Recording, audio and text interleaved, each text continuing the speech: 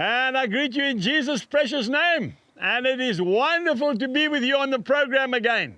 I want to speak to you today about workers. Those of us that are working for Jesus, working for the gospel. I've got my horse Snowy here too. He also knows how to work.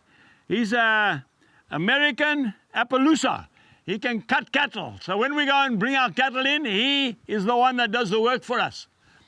I want to speak to you about laborers. Now, Jesus says in Luke chapter 10 and verse 2, he says, "The harvest is truly great, but the laborers are few. Therefore pray the Lord of the harvest to send out laborers into his harvest."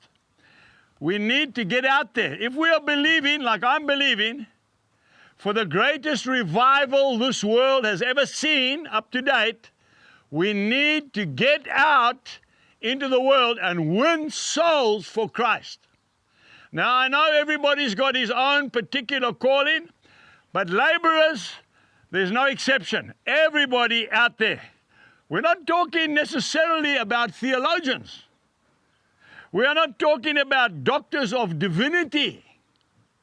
We are not even talking about professors, and I have no problem with them, by the way. What the Lord is talking about is ordinary workers, ordinary men and women. We've got to get out there and tell people about Jesus. That's all that evangelism is, folks. Let's not sugarcoat it.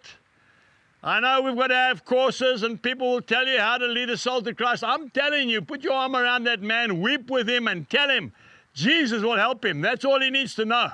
And you'll be surprised at the results. I'm talking about shopkeepers here today, housewives, school children, coal miners, farmers, businessmen, doctors, nurses, policemen, artisans. We've got to get out there. We've got to mobilize the army of God. You know, as a new Christian, I was told by my minister one day that when he put the dog collar on, you know, around his neck, the white dog collar, he lost 95% of his witness. People saw him coming from a long way away. When I get invited overseas, I don't get invited because I'm a theologian. I get invited because I'm a farmer. Even though I'm not actively farming at the moment, my sons are farming on my behalf, but I'm still a farmer. And they want to hear what the farmer has to say.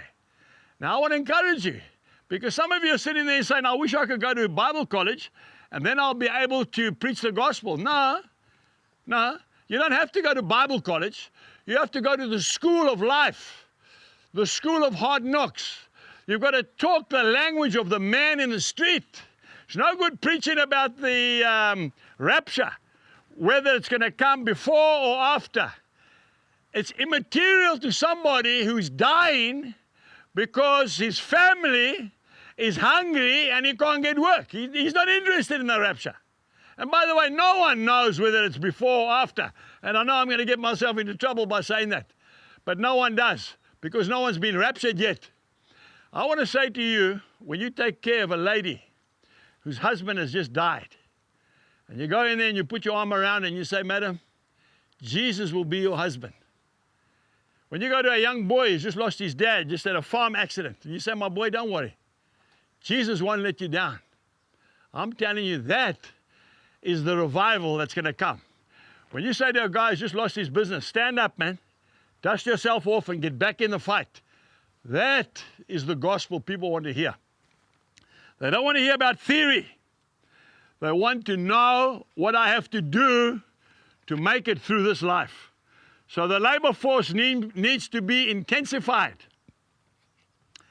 By the way, the word labor force means unskilled manual work.